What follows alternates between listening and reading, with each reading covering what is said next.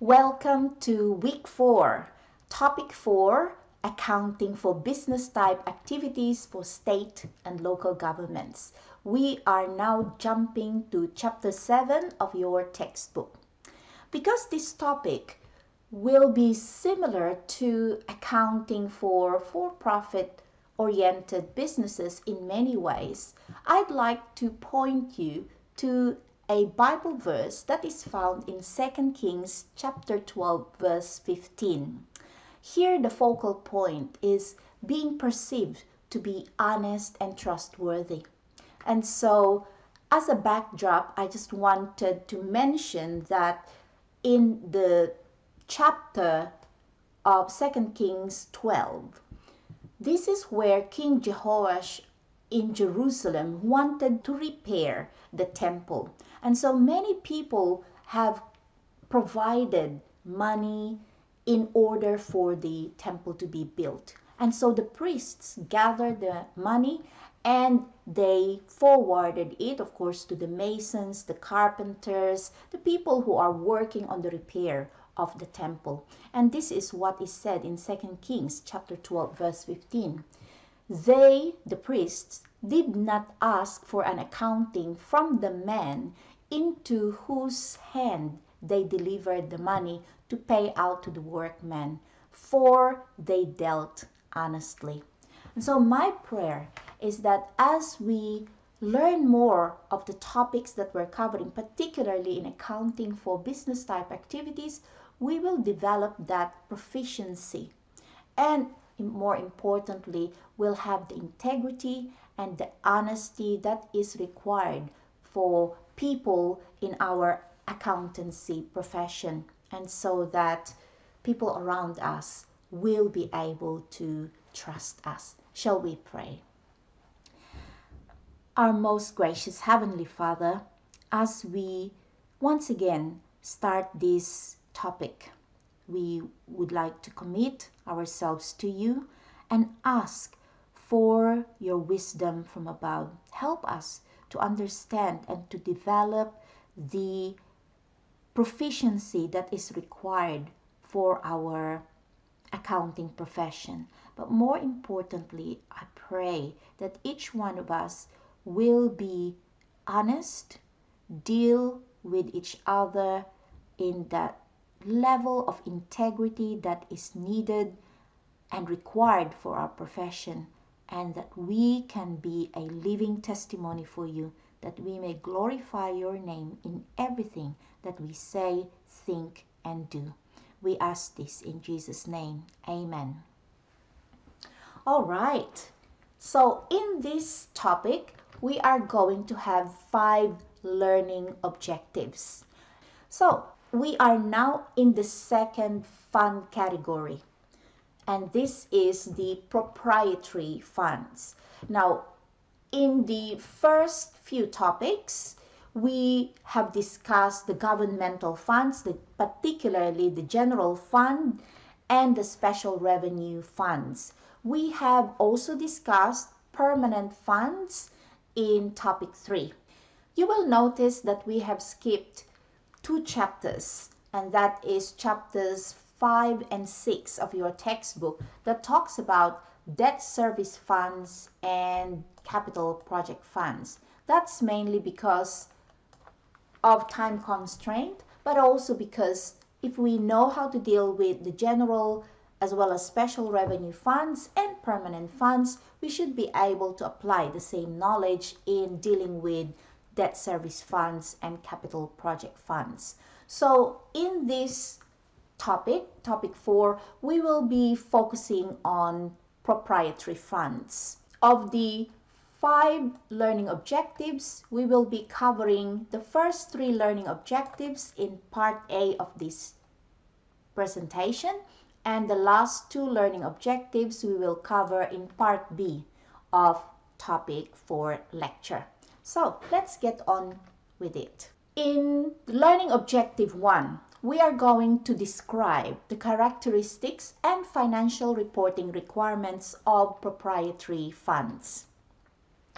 So we have seen that proprietary funds can either be internal service funds or enterprise funds.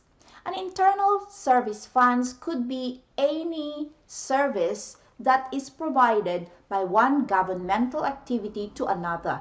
So for example, purchasing of supplies as well as information technology systems, ITS, will be part of internal service funds. Enterprise funds, on the other hand, are more akin to the business activities of the government body. So if the government body is, for example, operating the airport, or they are providing utilities such as water, electricity, gas, so that would be the public utilities arm of the government. And so these enterprises are most of the time accounted for using the accrual-based accounting system. In terms of fund financial reporting, accounting for proprietary funds is similar to that of investor-owned businesses. The focus is on the flow of economic resources, and it's using the accrual basis of accounting as what I mentioned earlier. Now, these funds account for all assets and liabilities related to the operation of the proprietary fund. So it includes both short-term as well as long-term transactions and events.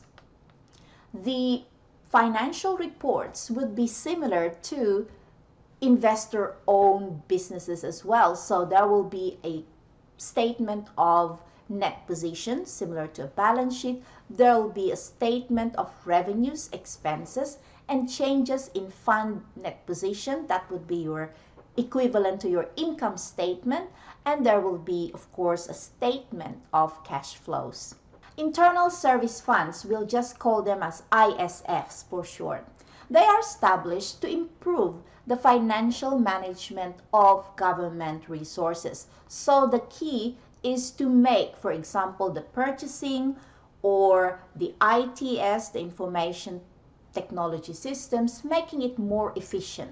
The ordinance or other legislative action that authorizes the establishment of an ISF should also specify the source or sources of financial resources to be used for fund operations. So where will the money come from? Will it come from the general fund? Will it come from certain permanent funds for which the income might be transferred to an ISF? Some examples, of course, would be interfund loans. It may also include proceeds from tax-supported bond issues, or perhaps any transfers from any other government bodies that will use the services provided by this internal service fund. So, what is the financial objective of ISF? It is to recover from its operating revenues the full cost of operations. So, they might not be created to make profit, but they are also created to be self-sustaining. The administrators and governing bodies need information that will allow them to determine that the costs of operating the fund are reasonable in relation to the benefits that they will provide to the other governmental funds. Now let's look at learning objective 2. Here we will be preparing the journal entries and financial statements for an ISF. So we are going back to the example of the town of Brighton that we have looked at in topic 3.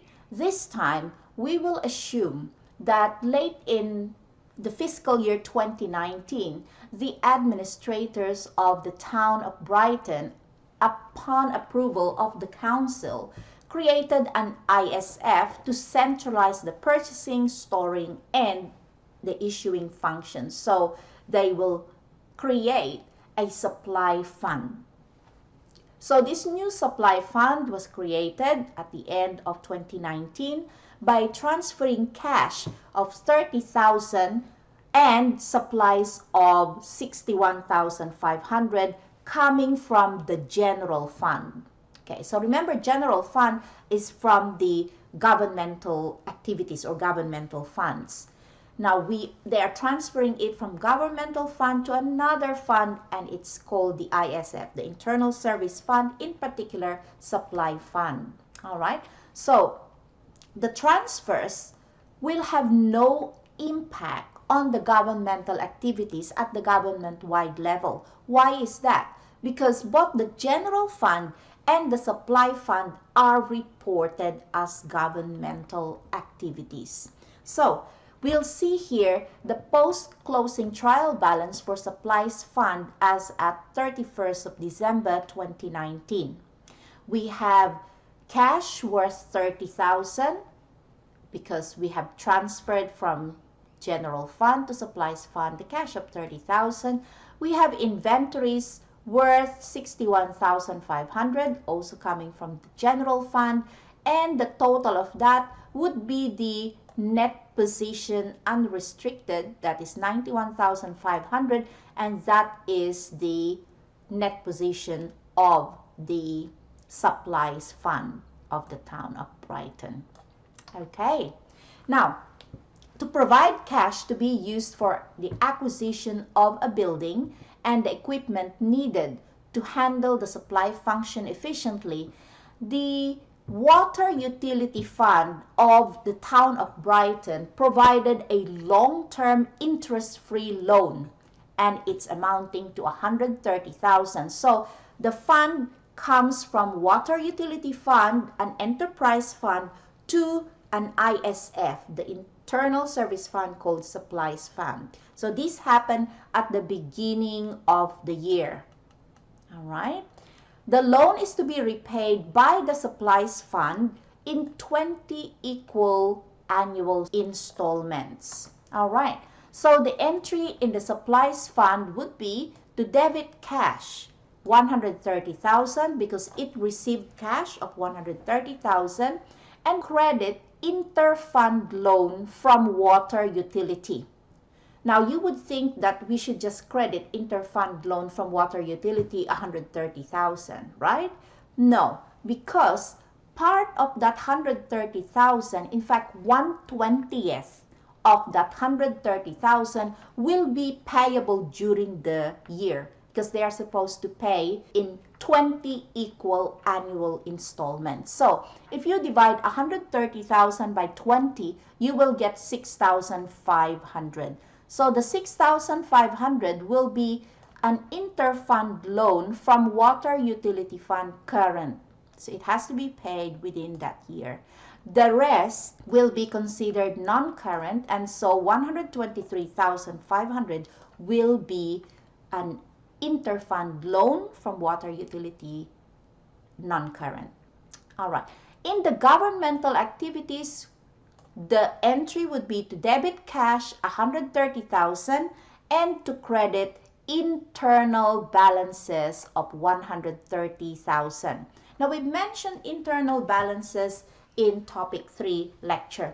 So you'll notice here that as shown in N3 1B, GASB standards require that inter-fund receivables and payables between governmental as well as business type activities will be presented as internal balances. So, although internal balances do not meet the definition of elements of financial statements, they are reported in the government-wide statement of net position for the purposes of fairly presenting each reporting entity. All right, let's continue. Assume that a warehouse building is purchased for 95,000. Now, whenever you purchase a building, it normally comes with the land, it's important to know how much is the value of the land and the building, because it needs to be separated in the journal entry. So it says here that 25,000 of that 95,000 purchase price is considered the cost of the land. So the remaining balance, 95 minus 25,000, that's 70,000, will be the cost of the building. The necessary machinery and equipment are purchased for $25,000. Delivery equipment is purchased for $10,000. It says that the purchases were made for cash. So in the supplies fund, we will be debiting land for $25,000. We were told that the value of the land is $25,000. We will also debit the buildings. As I said, it's the difference between 95 and 25, so that's $70,000 is the cost of the building. We'll also debit machinery and equipment for the warehouse, $25,000, and debit also delivery equipment for $10,000. All right, so the total of that will be credited to cash because we paid cash totaling $130,000 to acquire all these assets. In the governmental activities, we will have a similar journal entry. We'll debit land $25,000, buildings $70,000, and from the point of view of the governmental activities, both these two equipment can just be put together into one. So equipment amounting to $35,000 will be debited and credit cash $130,000. Now during the 2020 year, it's assumed that supplies are received and related invoices are approved for payment in the amount of $192,600. So the entry needed to record the asset and the liability would be debit inventory of supplies for the full amount, $192,600, and credit vouchers payable because we haven't paid cash yet for this amount, $192,600. And notice that the journal entry for both the supplies fund and the governmental activities journal entry are the same. Now, how do we account for the inventories in the supplies fund? It is important to account for it using the perpetual inventory basis. All right. When supplies are issued, the inventory account must be credited for the cost of the supplies issued. All right. Now, because ISFs are considered a separate entity, they will issue the supplies at a markup or at a profit, right? But the inventory are recorded at the cost. All right.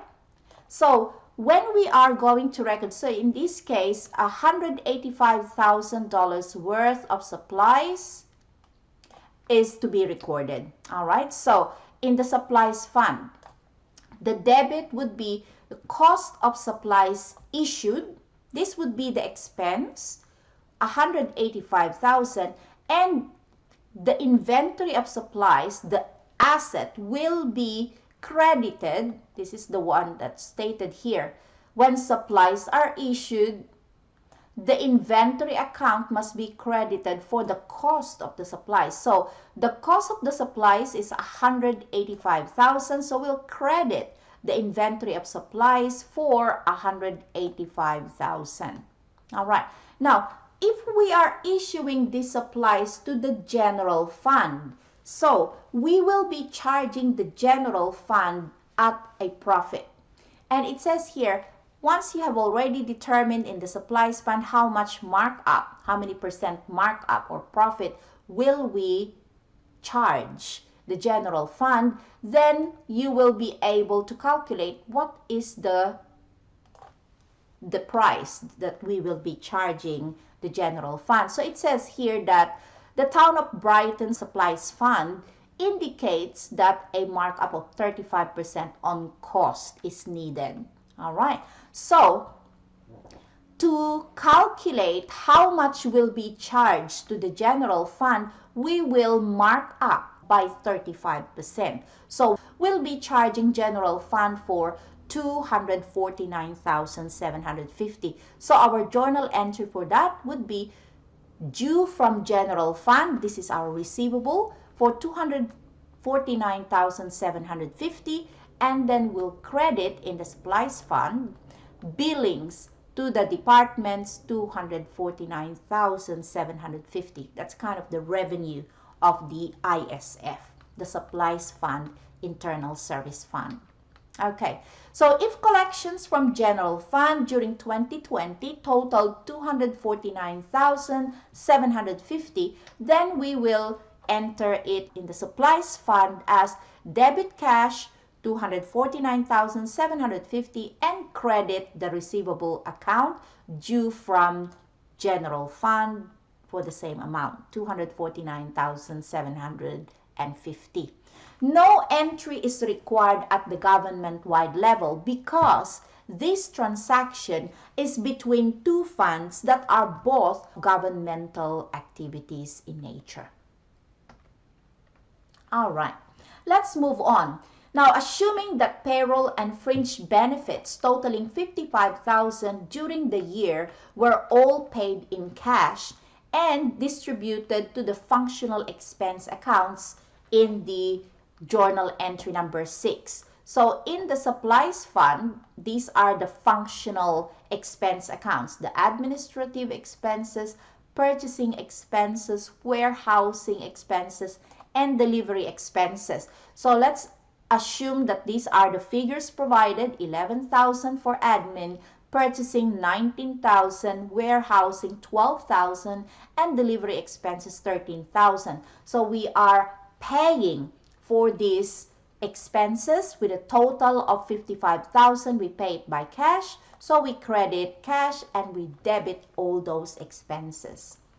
In the governmental activities, a journal entry also needs to be made, debiting expenses for general government for the full amount 55,000 and credit cash 55,000. There is no need in the governmental activities to itemize the expenses because all of these are pretty much for the general government. Now, the town received a $1,000 cash grant from a state program promoting the use of compact fluorescent light bulbs in the supplies warehouse. Well, they might be promoting these because these are the energy-saving light bulbs. So a cash grant of $1,000 is received from the state program. So unlike the billing in entry 4B, this revenue is from an external source, an external to the town government. So therefore, the transaction should be recorded in both the supplies fund as well as the governmental activities general journal. So also it's stated here that shortly after the receipt of the grant fund of $1,000, the warehouse light bulbs were replaced at a cost of exactly $1,000. So how do we journalize this? In the supplies fund, firstly, we'll debit cash upon receipt of the grant, $1,000. Cash of $1,000 is received, and we'll credit grant revenue for $1,000. Also, we'll need to, because we have used the $1,000 for the replacing the warehouse light bulbs, so we will debit warehousing expenses for $1,000 and credit cash for $1,000. So the money come in and the money came out almost straight away, $1,000. Okay, in the governmental activities, we will also be preparing a journal entry debiting cash for $1,000 and crediting program revenue, general government operating grants and contributions for $1,000, and we will also, upon the replacement of all the warehouse light bulbs, we will also be debiting expenses, general government, and cash for $1,000. Okay, that is in the governmental activities. Now, the payment on vouchers during the year is stated here totaled $164,000. What would be our journal entry for this? Since we are going to pay the vouchers. So in both supplies fund and in the governmental activities, we'll prepare the same journal entry, debiting vouchers payable, thereby reducing our liabilities for 164,000 and credit cash for 164,000.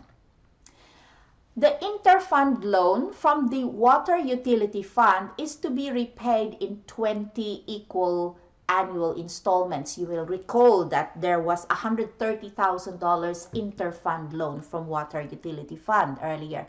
So the repayment of one installment at the end of 2020 and the reclassification of the next installment will be recorded in journal entry number 9. 9A will be recorded in supplies funds. So 9A will record this: debit interfund loan from water utility fund current 6,500 and credit cash 6,500. So that journal entry records the payment of the current year's water utility fund interfund loan. All right. In 9B, entry 9B, we are reclassifying the next 6,500 to be repaid in the coming period. So we debit interfund loan from water utility fund non-current by 6,500, thereby reducing the non-current amount by another 6,500, and will credit interfund loan from water utility current 6,500. In the governmental activities, remember internal balances was used, right? So we will be debiting internal balances for 6,500 and credit cash for 6,500, representing the payment that was made for the water utility interfund loan. All right. So to continue, we are told that the estimated remaining useful life of the warehouse building, machinery and equipment, and delivery equipment are 20, 10, and 50 years respectively. So the buildings has a total or original cost of 70,000, machinery and equipment 25,000, and equipment delivery 10,000. So the building depreciation would be 70,000 divided by 20 years. So that's 3,500 per year. Now we are also told that the administrative and clerical office space occupies 10% of the warehousing building. So 10% of the warehouse depreciation of 3,500 is 350, and it will be charged to administrative expense. Now, the purchasing office also occupies 10% of the warehouse space. So another 350 of the warehouse building depreciation will be charged to the purchasing expense. The warehousing expenses will be charged 80% of the building depreciation. So 3,500 times 80% is 2,800, and that will be charged to warehousing expense. The other depreciation for machinery and equipment that has a total original cost of 25,000 with a remaining life of 10 years. So the annual depreciation would be 25,000 divided by 10, 2,500. So that's the machinery and equipment depreciation. And it will be charged to warehousing expense. All right, what else do we have? It says here delivery expense is charged 2,000 for the equipment depreciation. So the original value or the original cost of the equipment delivery is 10,000 and it has 5 years life.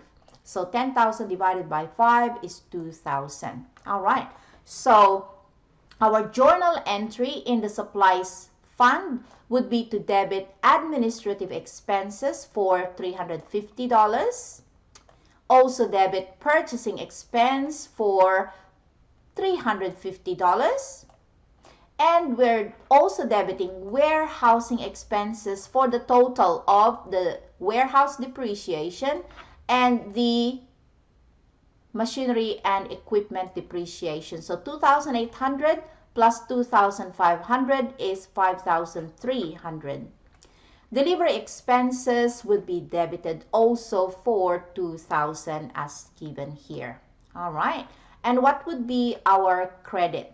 So our credit would be allowance for depreciation, building, the full 3,500. Also, allowance for depreciation, machinery and equipment warehouse will be credited for 2,500. And finally, allowance for depreciation for the equipment delivery for $2,000. In the governmental activities, we will be debiting just one expense, and expenses general government will be charged for the full amount of this cost. So that's 8,000.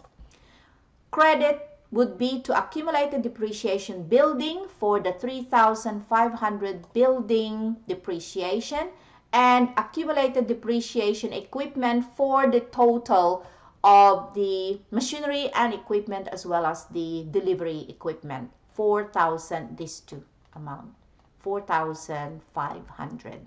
Okay. Now, assuming that all revenues and expenses applicable to 2020 have been properly recorded by the preceding entries, the operating statement accounts should then be closed as of December 31, 2020. So, the supplies fund will have to close its revenue account, and the only revenue account is called billings to departments. That's the 249,750 that we have recorded earlier. So we have credited billings to departments as our revenue account. Now we are closing it, so we'll debit billings to departments, 249,750. Recall also that we have received grant revenue from another government body, so we'll need to close that. So to close a revenue account, we'll debit grant revenue for $1,000. And our credit would be the credit to the expenses. So the cost, you will recall that the cost of the supplies issued was 185,000. So to close that, it was debited before, it needs to be credited now. All right. We have also spent administrative expenses, a total of 11,350. So we have debited administrative expenses before, now we are crediting it for the full amount. Purchasing expenses, we have accumulated a total of 19,350, so we will credit that too. Warehousing expenses, a total of 18,300 has been spent, so we'll credit that to close it. And finally, delivery expenses amounted to $15,000 will be credited in order to close it. And the balancing figure would be this figure here, 1,750, representing the excess of net billings to departments over costs. All right. So even though internal service funds do not have profit motive, but because it wants to be as efficient as possible, it is possible to have excess of net billings. This is the equivalent of the profit that they have made during this period. Okay. The excess of net billings to departments over costs, or the excess of cost over net billings to departments if the operations resulted in a loss, is the account title generally considered more descriptive of the fund's results instead of using income summary or current earnings as we normally do in profit-oriented businesses. So this account should be closed at year-end to net position unrestricted. So the journal entry to do that, to close the excess of net billings, would be to debit it because it has a credit balance here, right? So we'll debit it debit excess of net billings to departments over costs 1,750 and will credit net position unrestricted 1,750. Okay. As of 31st December 2020, if the remaining net position at year-end is unrestricted, then the following entry would be made to reclassify the net position balances. So in the supplies fund, we would be debiting net position, net investment in capital assets for 1,500 and will credit net position unrestricted for 1,500. Okay, so we are now moving on to learning objective 3. We'll explain here the differences between the reporting of ISFs, the internal service funds, in the government-wide as well as in the fund financial statements. All right. So, it's important to understand that for external reporting purposes, internal service fund financial information is aggregated and reported as a separate column in the statement of net position, proprietary funds. It's also shown in a similar manner in the statement of revenues, expenses, and changes in net position for proprietary funds, and also in statement of cash flows, proprietary funds. In the government-wide statement of net position and statement of activities, internal service fund financial information is collapsed and reported in the governmental activities column of both the government-wide financial statements unless the enterprise funds are predominant participants in the ISF. So how does it look like? So you will see from here, this is taken from chapter 2 of your textbook in the appendix, illustration A 2-7. I have just shown here an extract of the statement of net position for proprietary funds in the city and county of Denver, Colorado. So you will notice that the government's internal service fund is shown here as one column. So this is in statement of net position. All right. In the statement of revenues, expenses, and changes in fund net position, proprietary funds, it's also shown in the same manner, one column here. All right. And also in the statement of cash flows. This is your government-wide financial statement. As you can see, it's also shown as a separate column. All right, in the same manner. All right, so the business type activities or the enterprise funds are shown in different columns depending on how many are there. All right, but as you can see, the internal service funds is under governmental activities, as you can see, but it is shown in a separate column. What about the supplies fund itself? What would be the statements provided by the internal service fund itself, the supplies fund? So remember, we're supposed to show a classified statement of net position, statement of revenues, expenses, and changes in fund net position, as well as statement of cash flows. These are similar types of financial statements that we prepare for profit-oriented businesses, right? So in your textbook 7, illustration 7-1, the Town of Brighton Supplies Fund statement of fund net position is actually provided. As you can see, we have here the total assets, the liabilities, and then you are shown there the net position. So assets minus liabilities equals your net position, and the total net position of the supplies fund as shown in the statement of fund net position as at 31st December 2020 is 93,250. The statement of revenues, expenses, and changes in fund net position is also provided. It's in illustration 7-2. So the operating revenues, as we have seen, the billings to the departments, 249,750 minus the cost of supplies issued. The cost was 185,000 equals the gross margin or gross profit. Does this sound familiar? Exactly in the same way as you will see in the income statement of profit-oriented business. Isn't that right? Then we deduct the operating expenses, which we have purchasing, administrative, warehousing, delivery expense, and the like, with a total of 64,000, and the operating income is $750. Remember, we had received an operating grant of $1,000, so we've got 1,750 as the change in net position. Since we have a net position as at January 1st of 2020, 91,500, then the net position at the end of the year 2020 is 93,250, and it matches what we have shown in the statement of fund net position.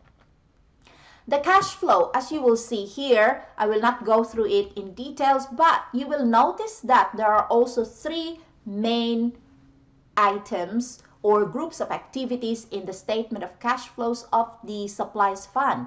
You've got cash flows from operating activities, cash flows from financing activities, and cash flows from, let's see, that's non-capital financing activities, and cash flows from related financing activities and the like. All right, so it's very similar to the statement of cash flows in profit-oriented business. All right, and there is also reconciliation of operating income to net cash provided by operating activities as shown here. Okay, so in a nutshell, you will find that the statements, the financial reporting statements provided by ISFs are very similar to profit-oriented or investor-owned businesses. Okay, now what happens when the internal service fund is no longer needed? Mission accomplished. All right, so an ISF can be dissolved in three ways. So one way is just to transfer the asset to another fund, and that fund will continue its activity. For example, we transfer back the funds from supplies fund to the general fund. All right, so the act of transferring the supplies fund assets will mean that the supplies fund is dissolved. Another way of dissolving internal service fund is to distribute assets to another fund or to another government. All right, so not just one fund, but two different government funds. And of course, the third way of dissolving an ISF is to convert the non-cash assets to cash and then distributing the cash to the other government funds. Okay, there are a few special topics with ISFs. First is the administration issue. All right, the fact that the ISF are operated on a business basis, just like it's investor-owned or profit-oriented business, right? It can lead to conflicts between the fund managers and the legislators. Legislators may feel that they will lose control of the fund since it will have the ability to generate revenues to cover its own operating costs. All right, so figure 1 shows that the legislature still retains control through the budgets of the funds that use the services of the ISF. So as you can see in figure 1, right at the top there is the legislative body. All right, so the appropriations will come, the general and other budgetary funds is actually kind of controlled by the legislative body, and the departments and programs might need, of course, the services of the proprietary funds. And proprietary funds, as you can see here, includes the ISF, the Internal Service Fund. So who is ultimately in control of the ISF? Although there will be a fund manager in charge of the Internal Service Fund, the ultimate control still lies with the legislative body. All right. Okay. Other special topics with ISF has to do with ISFs with manufacturing activities. So in the example we've just got supplies fund, where this ISF just buy inventories and then supplies it to the other government bodies, mainly the general fund. It is also possible that ISF will have manufacturing activities. So an ISF may be used to produce products like printing materials, or if, for example, the ISF will be used for the construction of roads, the ISF might be in charge of the manufacturing of asphalt. Now, depending on the type of manufacturing process, the fund should have the appropriate type of cost accounts. So, for example, in the manufacture of asphalt for the construction of roads, it may be that the job order costing would be useful in the accounting for that particular manufacturing ISF. So, as in an investor-owned manufacturing environment, there should be cost standards to be developed, and there has to be some kind of variance analysis performed. Okay. In some ways too, ISFs are used as a financing device. What do we mean by that? So internal service funds can be used to finance risk management, equipment purchases, and operations, as well as other functions. So risk management ISFs are subject to the same basic guidelines as public entity risk pools. So the charges to the other funds benefiting from the risk management fund should be sufficient to cover claim expenses and may include amounts to provide a cushion for future catastrophic losses, for example. So it may be that instead of the general fund borrowing, for example, or issuing bonds and all that, it can be done via the ISFs. Of course, you will have the debt service fund normally under the governmental funds to do that. But ISFs can also be used as a financing device. All right. We are going to pause here, and we'll continue with learning objectives 4 and 5 in the next part of this lecture. I will see you soon. Bye for now.